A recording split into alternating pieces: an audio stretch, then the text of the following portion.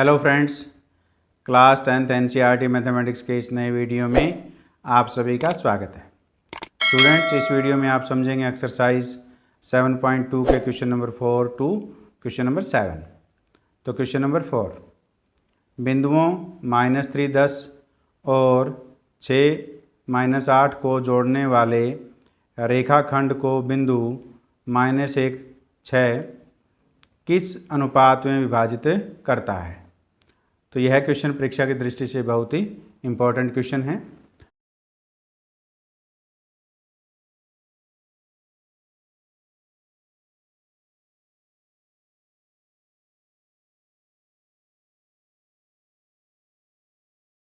माना बिंदु P बिंदुओं A और B को जोड़ने वाले रेखाखंड को K/1 के अनुपात में विभाजित करता है।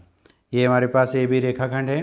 इसका बिंदु A के निर्देशांक -3, 10 हैं और बिंदु B के निर्देशांक 6 और -8 है, और बिंदु P के निर्देशांक -1, 6 हैं, और जो बिंदु P है रेखाखंड AB को K/1 के अनुपात में विभाजित करता है। जब भी दो बिंदुओं को जोड़ने वाले एक रेखाखंड को तीसरा बिंदु दिया हो और पूछा हो कि वह तीसरा बिंदु दोनों बिंदुओं को जोड़ने वाले रेखाखंड को किस अनुपात में विभाजित करता है, तो हमेशा आपने K/1 लेना है। अब हम ऐसे हमने एरो के जो निशान लगाने हैं, ये बिंदु P में x का निर्देशांक हमारे पास क्या है, -1, तो -1 बराबर, तो K की मल्टीप्लाई बिंदु P के x के निर्देशांक से करते हैं तो कितना आ गया, 6K, 6 की K से मल्टीप्लाई हुई प्लस 1 की मल्टीप्लाई हम बिंदु A के x के निर्देशांक क्या है, -3 से करते हैं, तो 1 × -3 डिवाइड में अनुपातों का योग K+1। अब K+1 की -1 से हम मल्टीप्लाई कर देते हैं, तो -K -1 बराबर हो गया हमारे पास 6K, और 1 की -3 से मल्टीप्लाई करेंगे कितना आ गया, -3। अब 6K को हम लेफ्ट हैंड साइड ले आते हैं, तो -K -6K हो जाएगा, और -1 को हम राइट हैंड साइड ले जाते हैं, तो -3 + 1, तो -K -6K कितना, -7K = -2 हो गया। -3 + 1 करें तो कितना हो गया, -2, तो K = हमारे पास कितना आ जाएगा, देखिए -2, -7 को हम राइट हैंड साइड ले जाते हैं, तो -7, ये इससे कट गया। तब K का जो मान आया है वो 2/7 आया है। यही K का अनुपात है, क्योंकि K के डिवाइड में भी क्या है, 1 है, तो हमें K/1 ज्ञात करना था, तो K/1 हमारे पास कितना आ गया, 2/7 आ गया। अतः बिंदु P बिंदुओं A और B को जोड़ने वाले रेखाखंड को 2:7 के अनुपात में विभाजित करता है। तो K का जो मान आया है वो हमारे पास कितना आया है, 2/7 आया है। तो जो K का मान आएगा वही अनुपात होगा। तो इस प्रकार हमने क्वेश्चन नंबर 4 को सॉल्व किया, और क्वेश्चन नंबर 4 परीक्षा की दृष्टि से बहुत ही इम्पोर्टेंट क्वेश्चन है। अब आप इस क्वेश्चन का स्क्रीनशॉट ले सकते हैं। उम्मीद है आपने इस क्वेश्चन का स्क्रीनशॉट ले लिया है। अब हम क्वेश्चन नंबर 5 को सॉल्व करते हैं। क्वेश्चन नंबर 5, वह अनुपात ज्ञात कीजिए जिसमें बिंदुओं A और B को मिलाने वाले रेखाखंड x अक्ष से विभाजित होता है। इस विभाजन बिंदु के निर्देशांक भी ज्ञात कीजिए। यह क्वेश्चन भी परीक्षा की दृष्टि से बहुत ही इम्पोर्टेंट क्वेश्चन है।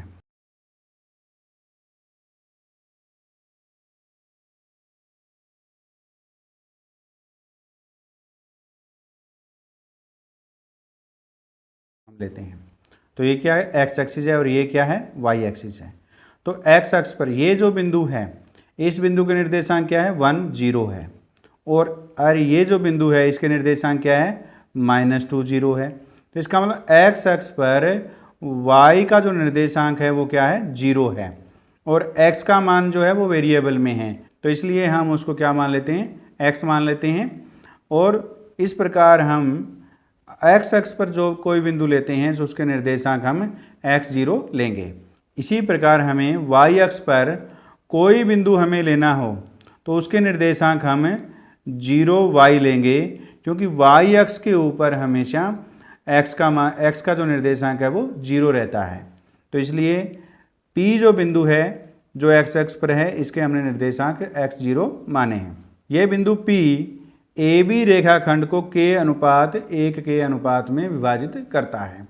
तो पहले हमने k का मान निकालना है, तो k का जब हम मान निकालेंगे तो वो हमारे पास AB रेखाखंड को बिंदु P जिस अनुपात में विभाजित करता है वह अनुपात आ जाएगा, और फिर हम बिंदु P के निर्देशांक भी ज्ञात करेंगे।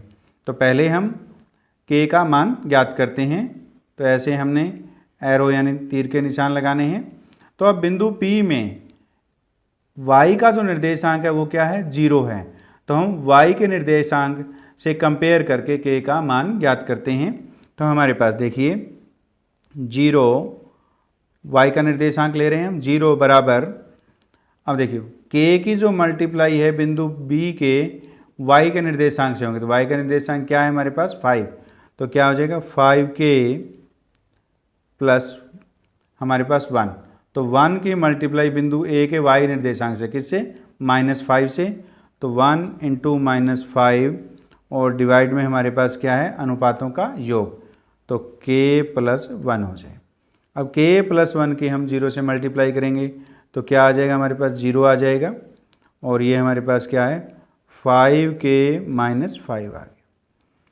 अब हम इसको ऐसे लिख सकते हैं, 5k माइनस 5 इक्वल टू हम 0 लिख सकते हैं। तो 5k इज इक्वल टू कितना हो गया, -5 को हम राइट हैंड साइड ले जाएंगे तो पॉजिटिव हो जाएगा, पॉजिटिव का 5 हो गया ये। अब k, तो 5 को हम, ये जो 5 है राइट हैंड साइड में जाएगा तो 5 का डिवाइड में चले जाएगा, और ये कट के किसके आ गया, बराबर 1 के।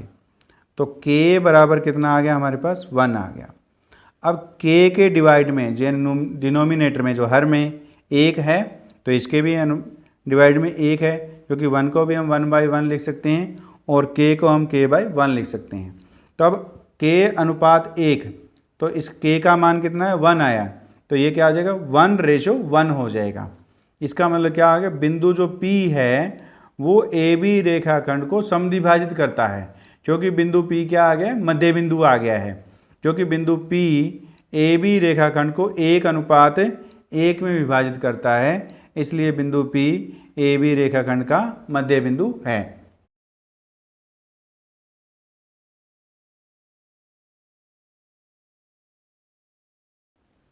तो अतः x अक्ष बिंदुओं A और B को मिलाने वाले रेखाखंड को समद्विभाजित करता है, और बिंदु जो P है वो किस पे है, x अक्ष पे हमने लिया है।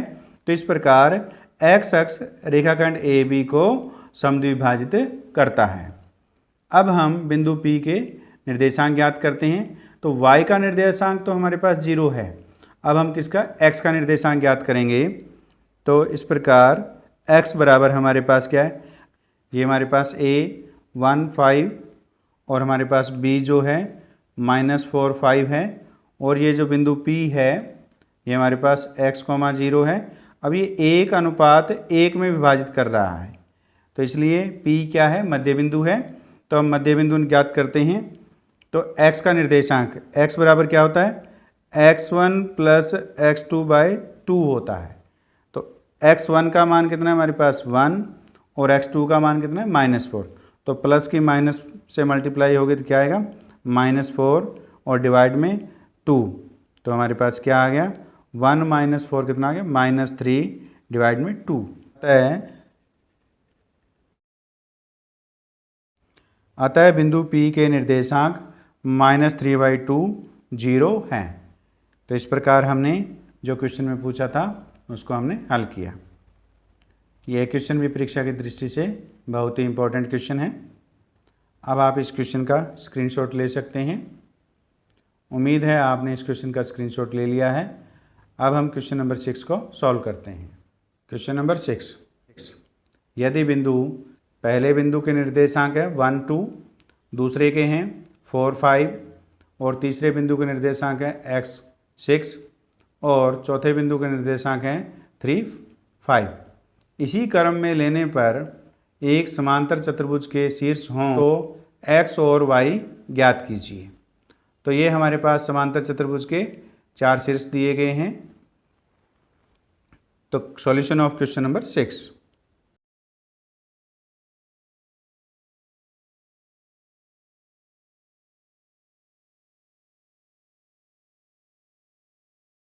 माना समांतर चतुर्भुज ABCD के शीर्ष बिंदु A, B, C और D हैं। तो ये हमारे पास एक समांतर चतुर्भुज है ABCD। जिस क्रम में बिंदु हमें दिए गए हैं उसी क्रम में हमने समांतर चतुर्भुज ABCD के शीर्ष लिए हैं। तो इस प्रकार समांतर चतुर्भुज के विकर्ण AC और BD बिंदु O पर प्रतिच्छेद करते हैं, परंतु समांतर चतुर्भुज के विकर्ण परस्पर क्या करते हैं, AC BD बिंदु O पर समद्विभाजित करते हैं।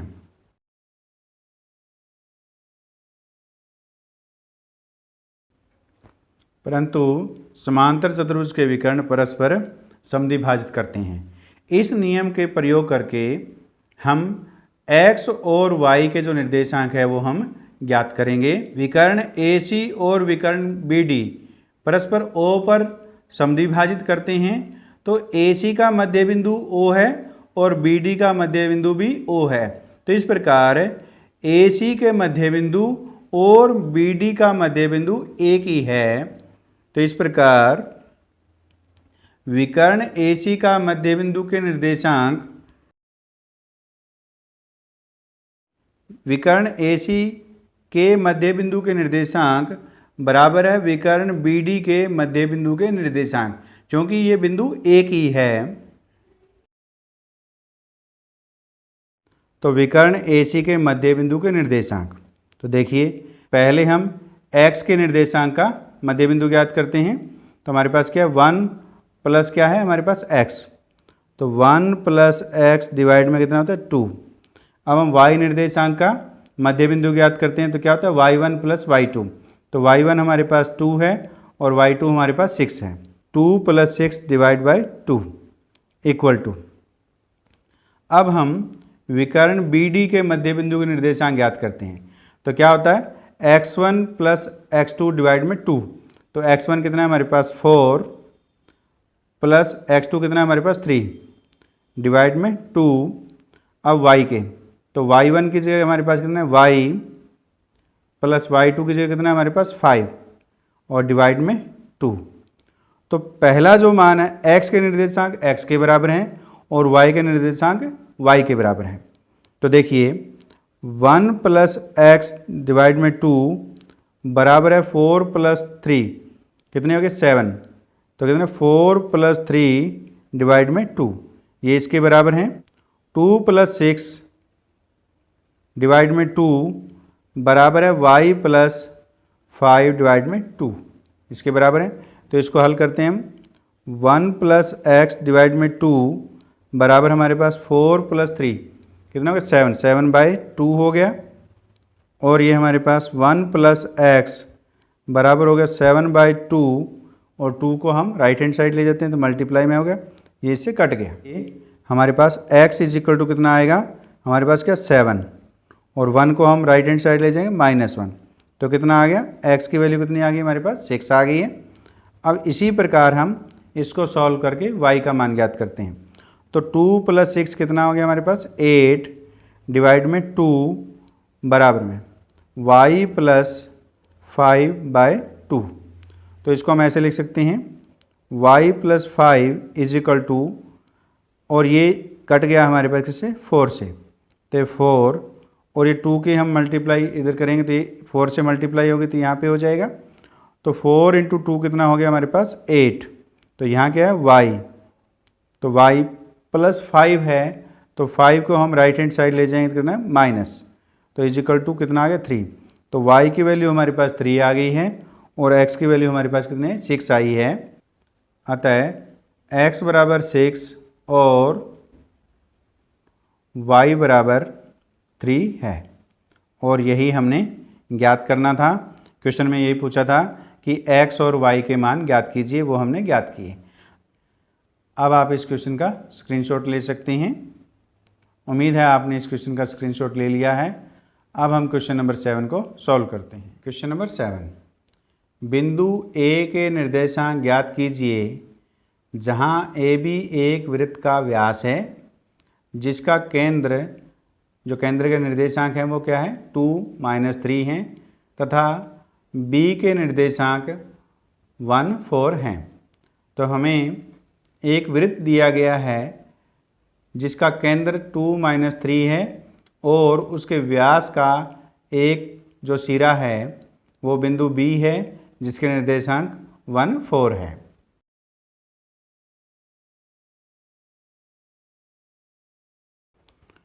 माना बिंदु ए के निर्देशांक xy है, ए बी हमारे पास वृत्त का व्यास है, एक सिरे के बिंदु के जो निर्देशांक है वो क्या है xy है और वृत्त का केंद्र O है और इसके निर्देशांक क्या है 2, -3 है और B के निर्देशांक हमें 1, 4 दिए हुए हैं।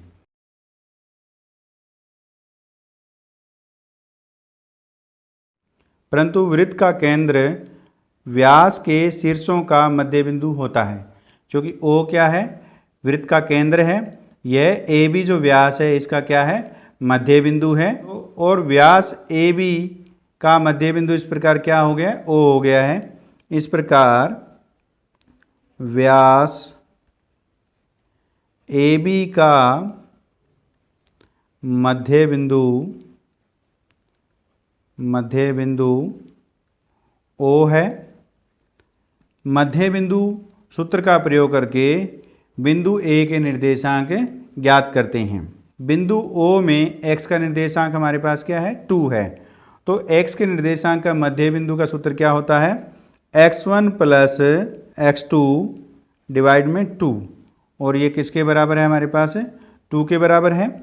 तो अब देखिए x1 का निर्देशांक क्या है हमारे पास x, तो x + x2 कितना है हमारे पास 1, तो 1 डिवाइड में 2 इक्वल टू 2। अब 2 को हम राइट हैंड साइड ले जाते हैं तो x + 1 इज इक्वल टू 2 × 2 हो गया। आप इसको दैट एम्प्लाइज लगा सकते हैं। तो x + 1 इज इक्वल टू कितना हो गया 4 हो गया, तो x is equal to 4 - 1 is equal to कितना आ गया 3 आ गया। तो x का जो मान आ गया वो कितना आ गया हमारे पास 3 आ गया है। अब हम y का मान ज्ञात करते हैं। तो मध्य बिंदु के y के निर्देशांक का फार्मूला होता है y1 + y2 divide by 2 is equal to, यहाँ पे हमारे पास कितना है -3, तो -3 हो गया। तो y1 बिंदु a के y का निर्देशांक कितना है हमारे पास y, तो y1 की जगह हमने y रख दिया और y2 होता है बिंदु b के y का निर्देशांक, तो कितना है हमारे पास 4, तो y + 4 divide by 2 is equal to o बिंदु का y का निर्देशांक कितना है -3, तो -3 हो गया। को हम राइट हैंड साइड में ले गए और -3 से मल्टीप्लाई किया। तो अब देखिए तो y इज इक्वल टू -3 की 2 से मल्टीप्लाई करेंगे कितना आएगा -6 और 4 को हम राइट हैंड साइड ले जाएंगे तो ये कितना हो जाएगा -4। तो y इज इक्वल टू हमारे पास कितना आ गया -6 - 4 कितना हो गया -10 हो गया। तो इस प्रकार x का मान हमारे पास 3 आया है और y का मान हमारे पास क्या आया है -10 आया है। अतः बिंदु A के निर्देशांक 3, -10 हैं और यही हमने ज्ञात करना था कि बिंदु A के निर्देशांक ज्ञात कीजिए, वो हमने ज्ञात किए। अब आप इस क्वेश्चन का स्क्रीनशॉट ले सकते हैं। उम्मीद है आपने इस क्वेश्चन का स्क्रीनशॉट ले लिया है। मैं अनिल आयतान उम्मीद करता हूँ कि इस वीडियो में समझाए गए question number 4 to question number 7 आपको समझ में आए हैं।